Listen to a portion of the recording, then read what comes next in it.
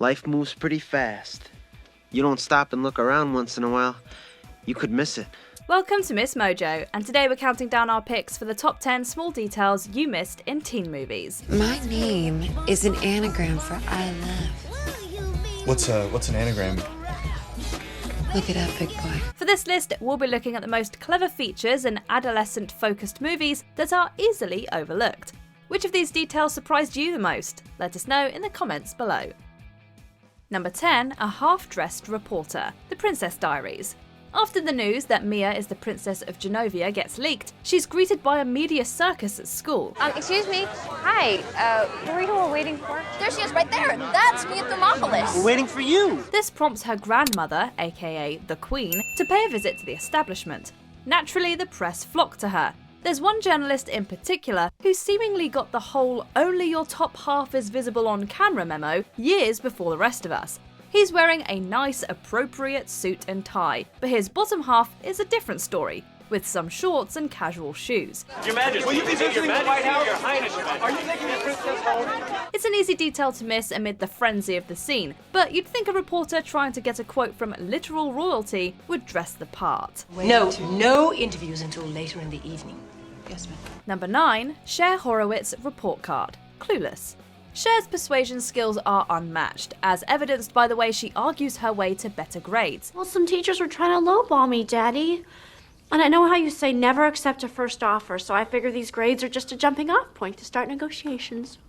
Very good. And there's more than one gem on her finalised report card. Totally based on my powers of persuasion. You proud? Honey, I couldn't be happier than if they were based on real grades. Oddly enough, her name is listed as Cher Hamilton instead of Horowitz. But that's not even the most interesting part. If you look closely, you can see that many of her grades have indeed been changed by hand, revealing how drastically she improved her scores. What's more, the original comments are still visible. Her geometry teacher praised her nice shapes, while her biology instructor claimed she wouldn't dissect anything. Meanwhile, before bumping her C up to an A, Mr. Hall wrote that she was unprepared and undisciplined. He said my debates were unresearched, unstructured, and unconvincing?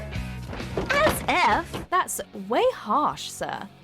Number 8, a lingering arrow injury. 10 things I hate about you. When Joey comes up to Bianca during gym class, she lets the arrow in her hand fly free. Hey there, Cupid.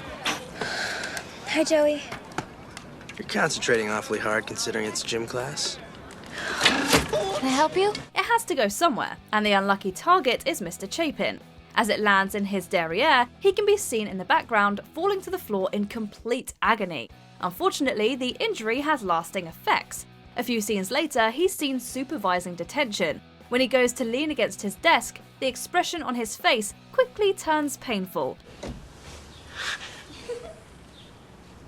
At this point, most viewers have probably forgotten about the arrow incident, but Mr. Chapin is still suffering. He may be a minor character, but this attention to detail makes his storyline feel well thought out. Plus, the gag is just downright funny. Great! Let's talk about it later. Number 7, the Go Shermer banner, Ferris Bueller's Day Off. John Hughes has gifted us with a slew of memorable teen movies, each with their own unique identity. But do any of his characters know each other? They all adore him.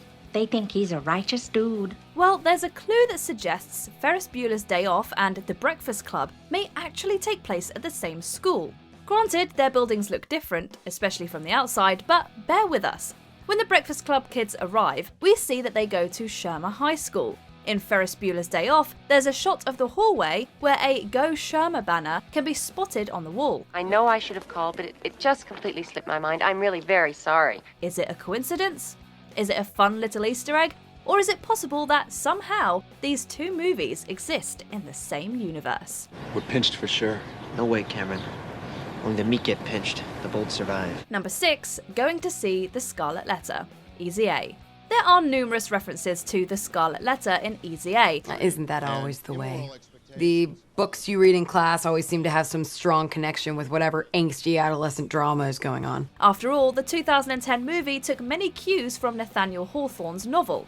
In fact, Olive is able to give viewers a quick rundown, which foreshadows some of the film's plot. This girl named Hester Prynne has an affair with the minister, is besmirched and made to wear a red A for adulterer. But then the town realizes she was too harshly judged, and she's really a good person, and she dies a saint. Of course, it also inspires the red A she eventually dons. But there's a less obvious nod that went over our heads. When a boy pays Olive with movie passes that are only valid at the foreign theatre, she reluctantly makes a night of it. Hi, one for, der Scharlachrot Gustav. Unless you're a fluent German speaker, the name of the film she picks probably doesn't sound familiar. But it's actually The Scarlet Letter. If that's not sticking to a theme, we're not sure what is. I really think you should consider giving me extra credit for going the extra mile. I mean, I'm really attempting to understand this puritanical ostracism that Hawthorne wrote about. Number 5, the car license plates. The Breakfast Club.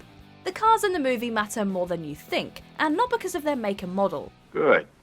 Maybe you'll learn a little something about yourself. Brian's ride has a EMC2 license plate, referring to the mass energy equivalence formula in physics.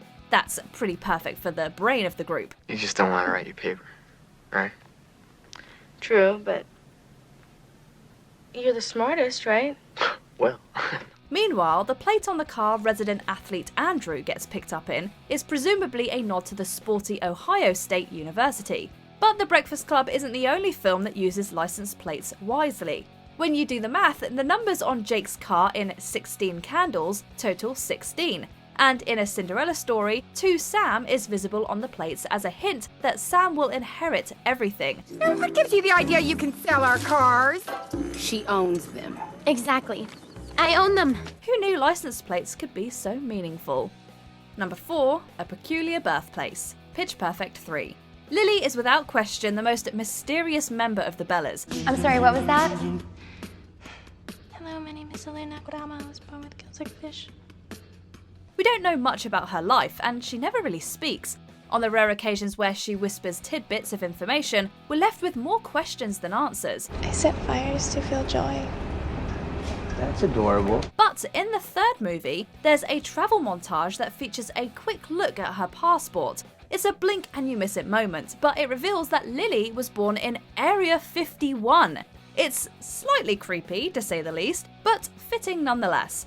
And the movie doesn't stop there when adding to the mystery that is Lily either. Cool beans. You talk? Satan has finally left my body. Hi, I'm Esther.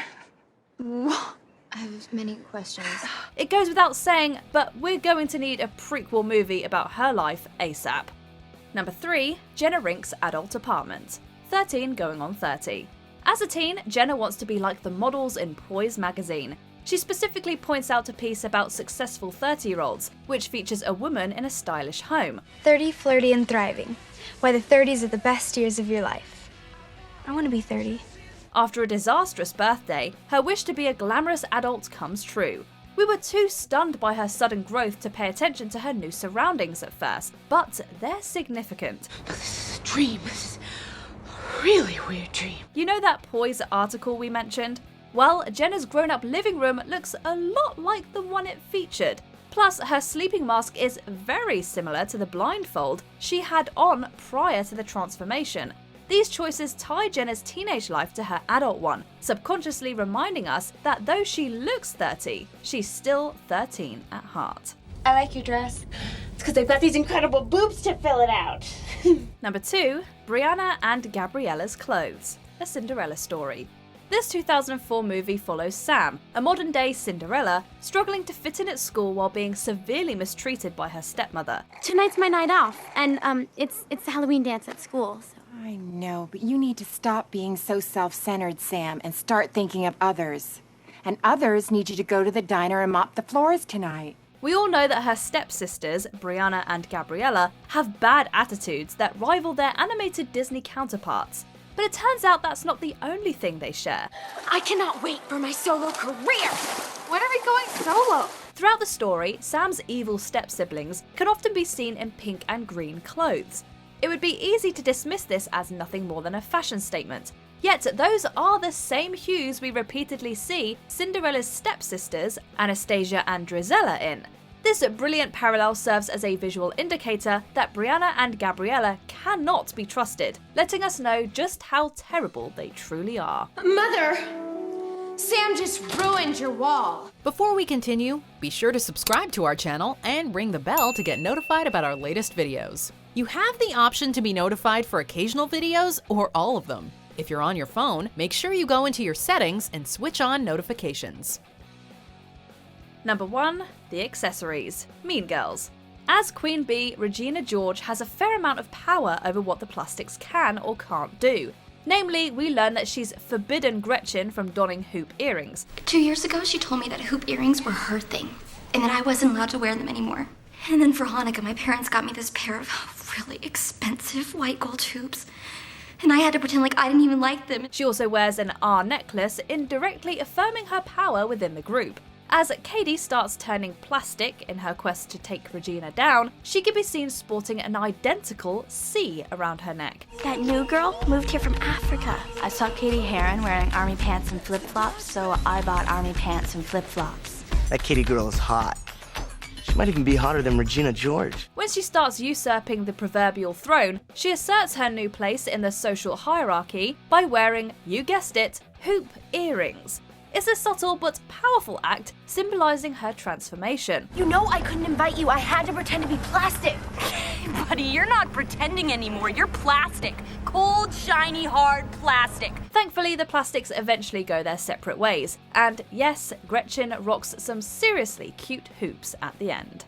Do you agree with our picks? Check out this other recent clip from MsMojo. And be sure to subscribe and ring the bell to be notified about our latest videos.